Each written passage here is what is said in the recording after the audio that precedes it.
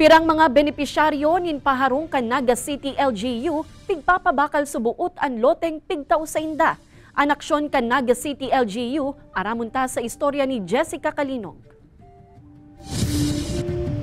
Pigkumpirmar kan Naga City Housing Settlement and Development Office na igwa mananggad nin mga benepisyaryo kan paharong kan Naga City LGU na nagpaparenta o nagpapabakal kan sa indang mga naresibing lote.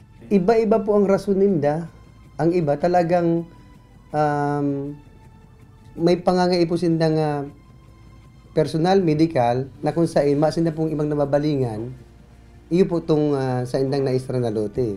Ang iba po, iba man na kaisipan, hari man sa bagay na iyan. Ang housing program na inikan lokal na gobyerno, piglansar kan ka itong Naga City Mayor Jessie Robredo taong 1998, asin pigpapadagos hasta sa ngunyan, komo pagsimbag sa problema kan kasaraditan sa Naga, na mayo nin permanenteng maiistaran. Kabali na ang mga naapektaran kan mga infrastructure projects kan LGU, asin road widening projects kan DPWH. Aminado man ang presidente kan Homeowners Association sa Barangay Pacol na si Marlon Agravante na day talaga naiibitaran na may nagpapabakal nin lote.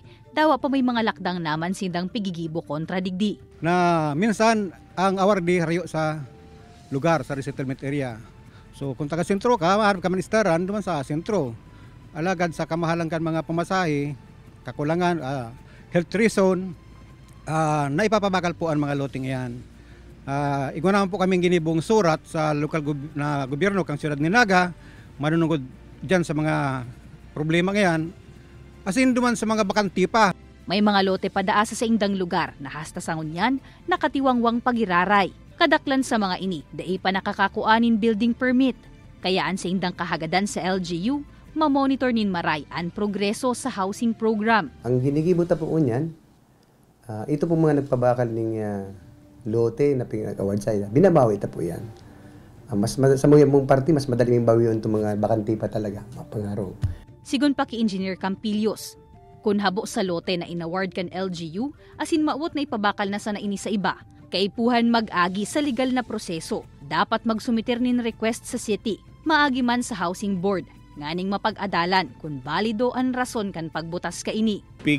Titimbang man po kan sanggo ni ang panglunsod. Ano baga itong sitwasyon na pwedeng itugot? Ano si sitwasyon na dait? Kaibanan si Gerald Gandia, Jessica Kalinog, Balitang Bicolandia.